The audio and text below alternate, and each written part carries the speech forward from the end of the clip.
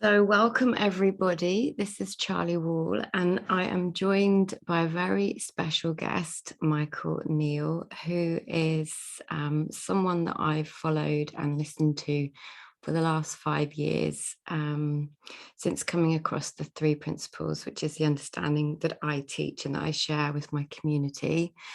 Michael's just been, he won't know this, but he's been an incredible source of wisdom and calmness in many storms that I've had. So I'm really delighted that he's chosen to come and talk to me and my podcast, Courage, Dear Heart. So welcome, Michael. Thank you very much for having me. Thank you for introducing me to the phrase "courage, dear heart" and that whole bit of. I'd watched the movies, but I never actually read the books. They're my wife's favorite books. She grew up on them and loves them. And I just had never read them. I think I read Lion, the Witch, and the Wardrobe. But so that whole bit around the Voyage of the Dawn Treader was just amazing. It is amazing, isn't it? And I always open the podcast by asking the question, what does courage mean to you? Well, I think what it means to me, I suspect this is similar but different to the way it is usually used. I think courage is usually used as feel the fear and do it anyway. That's courage. Mm. For me, courage is to do with the heart. It's to do with the love of what we want to do and how we want to be, being enough to overcome any scary thinking that we've got. So it's more of it's less well, you're kind of screwed, but go ahead and do it anyways. And more of if you can find the soul, if you can find the love, the heart of a lion in you, and I don't mean that in a manly way. I just mean we've all got it. Mm. Then courage is just seeing that is more real and stronger than the really scary thinking that you've probably been doing since you were little. Yes, I love that answer, and I think a lot of my my women, my tribe will probably say yes. I spend more time in my worried thinking than I do in my courageous thinking. Yeah, which is really normal, and it just happens to be an unhealthy normal. It's like, oh well, but it also doesn't have to be our norm. I do think there will always be scary thinking in our heads, because once you have a thought, it doesn't really go anywhere. It just kind of rumbles around in there. But it's very different when it looks like scary thinking than when you just are feeling terror and looking for something to blame it on.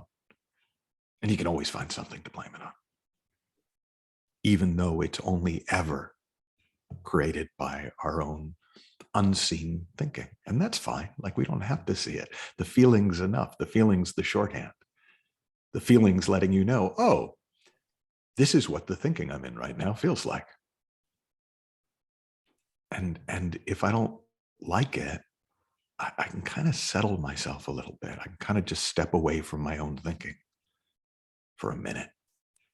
And then new thinking comes, and different thinking comes. And sometimes you even get to hang out in that space before thought for longer.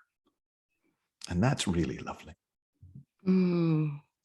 That is really lovely. And I'd love to hear from you. Like, I know I've listened to you a lot, but a lot of my clients may not have done and may not know your story. But I'd love to know how that place of like coming from the heart, the courage, when you've been in fear, like how have you navigated your way, even with this understanding in those moments, if you've even experienced them after coming across this? I'm not sure, but I would say slowly, messily, but productively. Clearly. I was listening to I'm a big American football guy, and a player, Ben Roethlisberger, who's a quarterback, retired recently, and I was listening to an interview with him, and he was saying, we won a lot of messy games, but the point is we won them. And it's like that. Like once you get on the airplane, it doesn't matter how difficult the journey to the airport was. So I mean, I will happily share bits of the journey as I remember them, but the details seem to me to be, an interesting curiosity rather than relevant to how one would experience it for oneself. I mean, for me, my journey with fear was from it being the ocean I swam in, so I didn't even know I was afraid because everything was scary. Yes. I just lived in fear. That was, and I mean, I now know to a point where it was a little bit crazy. Like at the time, it was my normal. But, I thought there were people hiding around corners with guns. I mean, I was pretty far gone as a teenager. And then getting to a point where I went, oh, the scariest thing I can think of, which was killing myself, is just a thought. Like I just saw that when, and if anyone wants to hear the long version, the TED Talk, Why Aren't We Awesomer, is probably the best sharing of that I've done. I've linked to that, yes, and I'll relink to it. Yeah. Yeah. It's for that story. And that was like the first, like, oh, wait, this is thought. This isn't a real thing. But then I experienced fear as, I went into the old fashioned courage, feel the fear and do it anyways, and trying to be manly and shit. And I was not great at it. I mean, I'm all right, but I remember I literally did this. I had read that you could reprogram your mind to become the person you really wanted to be through psychocybernetics. And, and I wanted to be Tony Robbins. I was, how old would I have been? I was probably 20 and, about a foot shorter than him. But, I was going to be Tony Robbins. So I'd visualize myself as, tall and handsome and this and successful and dynamic. And, and I'd get up early and do my affirmations and my meditations. And I really went for it. And about, I don't know, 20 days in or something. And I didn't even look in a mirror for that time because I was visualizing. I didn't want to be distracted. Well, this guy, I was working in a new age bookshop in London called the Mystic Trader. And this male model who used to come to the shop named Tarek came in, and he looked at me and he kind of looked me up and down and said, "You look like shit. Are you okay?" I was devastated. And I remember going home and just eating all the pizza that I had not eaten for the first 15 or 20 days or however long it was, because that isn't what my self-image would eat, and drinking a couple of beers, and for the first time in months feeling great. And it wasn't the pizza and beer. It was that I stopped trying to be somebody. Like that was really exhausting, trying to be somebody. Yes. And that helped, right? Because if you're not trying to be somebody, there's less to be afraid of. Right? You don't have to be afraid of being found out if you're already no one. Like it's like you don't have to be worried about being found out as a fake if you are one. Because it's like, well, I'm maybe that's what happens if I fake it till I make it, is I'm a fake. Okay, that's why it feels like I'm phony. Like it all makes sense, but it unfolded. I had to see each thing for myself. I got to a point where I could overcome fear. Like that was the next level. So I could change the feeling in my body by using my body, standing the way I would stand if I was fearless and, brave and all that kind of good stuff. And that was better. That was definitely better. Right. And then I started to think of fear as lack of preparation. So I over prepare everything. So I'd make sure that I knew exactly what was going to happen. And, my trainings were marked out in 90-second intervals with clock times on the script. Like, it was really, couldn't be more different to how I've done things for the last 20 years, but it was like, that'll do it. And then I kind of got to a point where I thought, well, whatever happens, I'll probably handle it because I'm still alive, right? And that made sense to me. So it got less scary because it's like, okay, we'll figure it out. Then I got to a point where it really did seem irrelevant to me. Like I noticed, oh, sometimes I'm scared. But I noticed that I could do stuff when I was scared just as easily as I could do it when I wasn't. Didn't really make much. I didn't like the feeling, but it didn't seem like a big deal. And then the next big leap, you mentioned earlier, you did a podcast I listened to with Mavis Karn. And I had Mavis in as a guest teacher on a program I was running in 2014. And she said, she was talking about fear as a friend. And I called her afterwards. I was like, yeah, what the hell was that? I don't get that. Like I got irrelevant. I had seen, okay, it doesn't really matter. It's like saying I can't perform when somebody's wearing a red t-shirt. It's like, yeah, that just feels like superstition. Sometimes people will be wearing red t-shirts. Sometimes I'm going to feel scared. And that felt like pretty damn enlightened. And it was, again, it was better. And then it took a number of conversations with Mavis before I started to see, oh, fear is just the feeling of my mind scaring itself. And how lovely to know that so I don't have to keep doing it, in the same way as pain is what tells me to take my hand off the stove. Like it's not, I don't want to feel pain.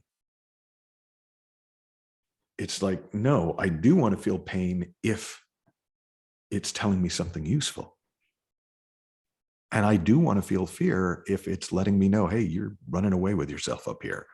You know, might be a good time to come back home, come back to your soul, come back to your heart. And so that's kind of what fear has become for me. It really looks to me like I am probably one of the world's leading experts at scaring themselves. But it turns out to not be the most useful talent. It's like, I don't know if you have like Britain's Got Talent or America's Got Talent, where people like have clearly spent years mastering the art of balancing a plate on their chin. And it's like, cool, but I don't think it has a lot of real world applications. Well, I like that with fear. Like I can scare the shit out of myself anywhere over anything, but it doesn't actually get me anywhere. It's just something I practiced a lot inadvertently. You know, so that's where my relationship with fear is now. It's like, that old thing. But also it's just, it can be really helpful because it does wake me up to, oh, I've gone away from home. I've lost my bearings a little bit. It's like Dr. Bill, he's been on my podcast as well, and he has a sort of really lovely, gentle way of saying that panic attacks are your friends. And it kind of brings me to the line from the Voyage of the Dawn Treader, where one of the lines is just, and all at once, everybody realized that there was nothing to be afraid of and never had been. Yeah. And I think that really speaks to what you just said, because most people I meet, and me too, didn't know that there was never anything to be afraid of. Yeah. And I think what sometimes confuses people is there is danger in the world. I mean, you know, that happens. And unfortunately for some people in their circumstances, it happens more often than for others. But that's Lily. Right. Lily, there's nothing to be afraid of. We're just talking about it. But she's doing a fantastic job of protecting her. I was worried my dog might go by me. Thank goodness it wasn't my dog, guys. As if to illustrate my point. But, no, but I think so we get confused because we think, so, but if I wasn't afraid, how would I know about danger? And it's different. We have an awareness of danger built into us. That's not what 99.9% of people I talk to mean by fear. They mean it's scary talking in public. It's scary asking for what I want. It's scary Mm-hmm. to, like, that's not danger. Danger is the person with the weapon. I mean, like, I imagined that for years, as I said, but it wasn't real. I was in a small town in Massachusetts. I was pretty safe. There's that wonderful story in Mara Gleason's book, isn't there, where she describes Being held at gunpoint in Boston. yes. Yeah. Yeah, and it reminds me of your story about someone who you were working with that was frightened when she started to see that things were merging into one. Yeah. Yeah. This woman, actually, it was funny enough. I used to work with panic attacks. That used to be my specialty 30 years ago. And this woman had agoraphobia. And so, the fear had generalized. So she was just scared of everything. So she couldn't leave her house. And she came to see me, because this was pre-Zoom and things like that, on the floor of her boyfriend's car under a pile of coats. And I was like, oh shit, she's really scared. And I didn't know then what I know now about how the mind works, but I knew enough to see that panic attacks basically were people scaring themselves that they were going to have a panic attack. Mm-hmm. Right? Like, it was this weird recursive thing and I've had them, and, they're not pleasant, but they're not as meaningful as most people have made them. And what was so interesting with this woman is, when I asked her if she remembered the first time it had happened, her description, I'll do the short version, but was of a mini enlightenment experience. She was on a bus and she saw all the boundaries dissolve between her and her fellow passengers. And I'm listening to this thinking, oh my God, how beautiful. And she said, and that was the moment I realized the devil had come into my body. Yeah. I was like, oh shit. Well, yeah. If I thought that, I would be freaking terrified of everything.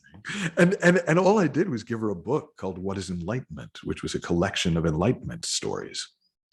Because I thought, I don't know, and it totally transformed her life. Because suddenly she saw that what she had been scaring herself with was not dangerous.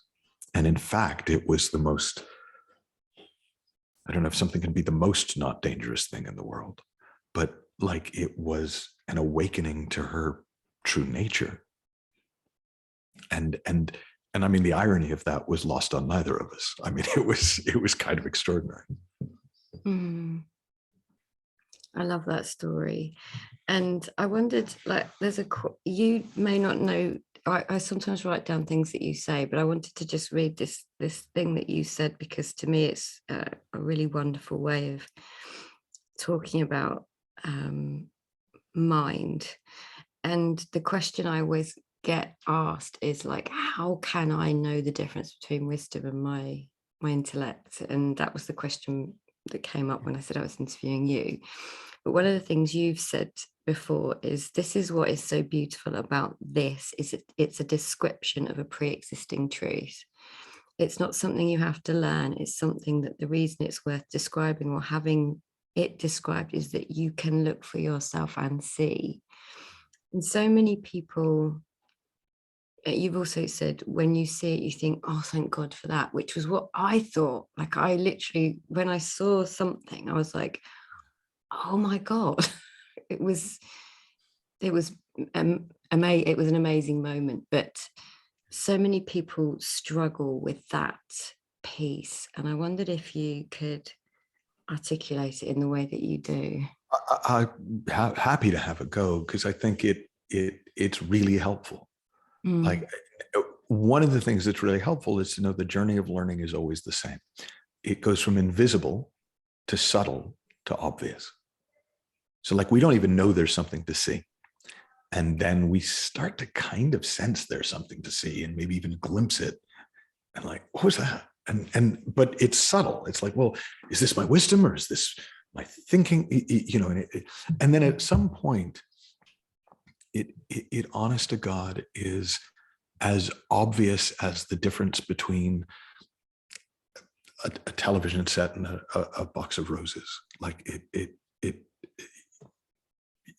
it's extraordinary to you that you could have ever confused them. but that's your eyes getting clearer. And in this case, I'll swap the metaphor, because it's really more of a feeling in my experience. Like, they feel so different. The intellect has a feel to it.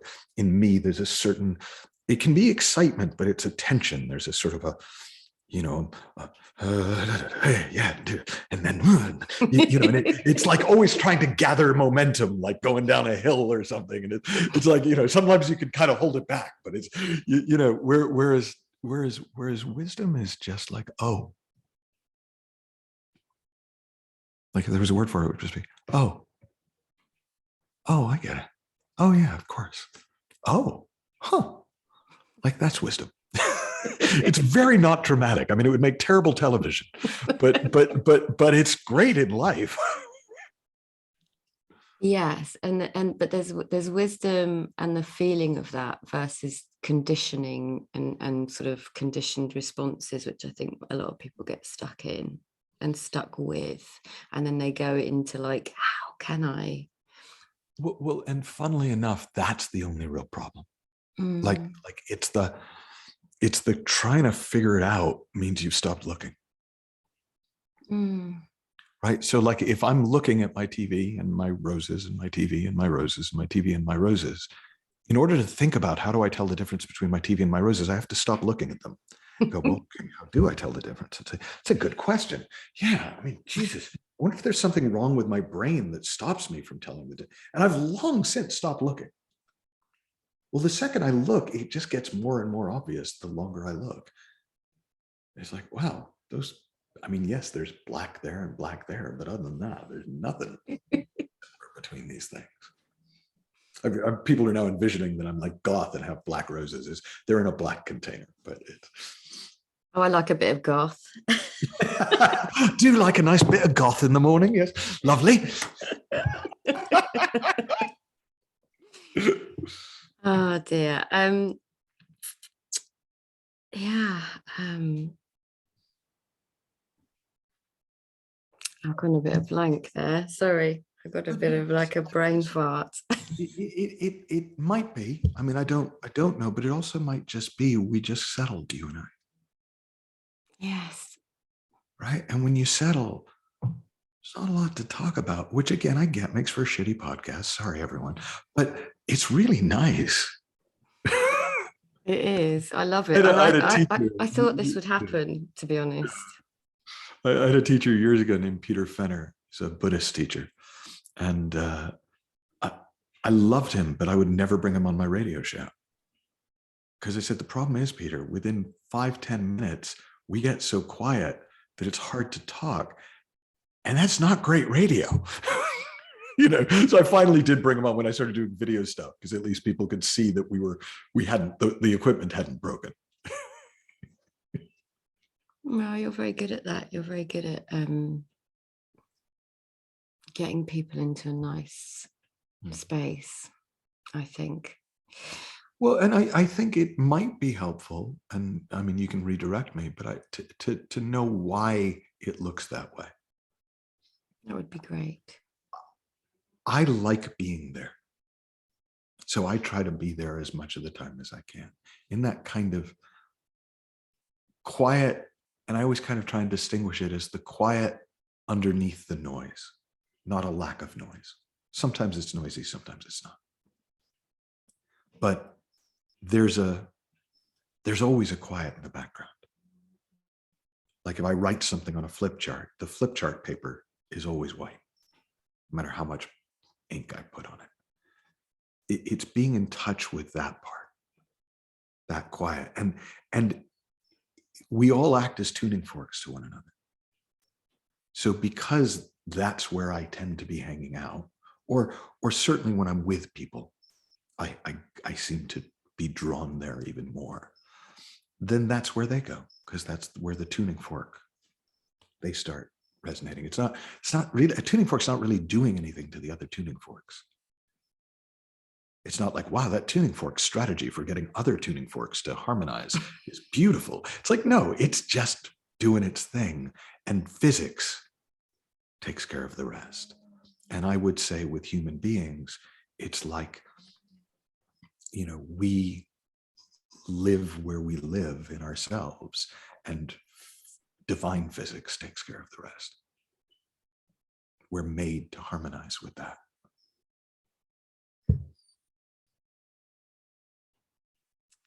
Wow, that's wonderful. I wondered if I could round it off and finish it off by asking you, a lot of my clients feel hopeless, and what you've just spoke to there is that resonance, like I hope people hear something in that, even if they don't understand what you're saying. I'd love for you to just like give one final thing around courage and hope that will be the bridge for someone. Well, I'll probably go around the houses a little bit, because I don't have a speech, a go get 'em tiger speech about it. But hope to me is one of the most beautiful things we've got. And it's not, it's just recognizing that our inner state of being can change in a heartbeat, always, no matter what. When Viktor Frankl wrote about his time in Auschwitz and talked about that there were people who walked into the gas chambers whistling. And you think that's crazy. It's not crazy. It's possible. Even there. And most of us, fortunately, aren't dealing with that. And it's not about a positive mental attitude, and it's not about trying to make yourself feel better. It's just at some point,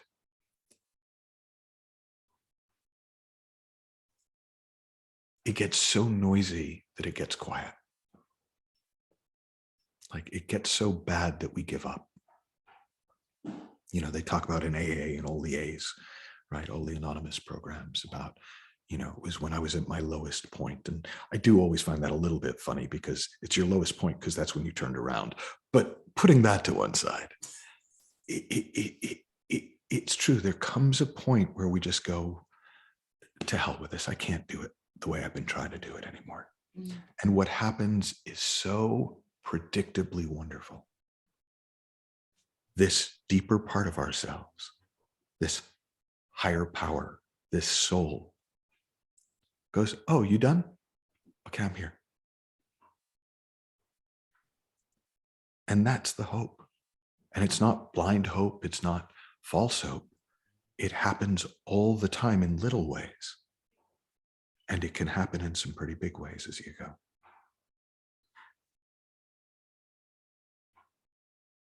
Thank you, Michael. Thank you. That was fun. Where can people find you? I'll put all your normal links on, but I'd love for you to just say. michaelneill.org is sort of the playground on the web. And I'm probably most active on Instagram. Michael Neill Catalyst. But then again, you have to probably like cats and dogs and stuff like that, because half my pictures are just about that. But yeah, I'm Googleable. Good. Well, I hope lots and lots of people find you from this, and hopefully lots of people in my community will hear something from this. And I appreciate your time very, very much, and I've really enjoyed it. Thank you very much indeed. Bye. Bye. Bye-bye.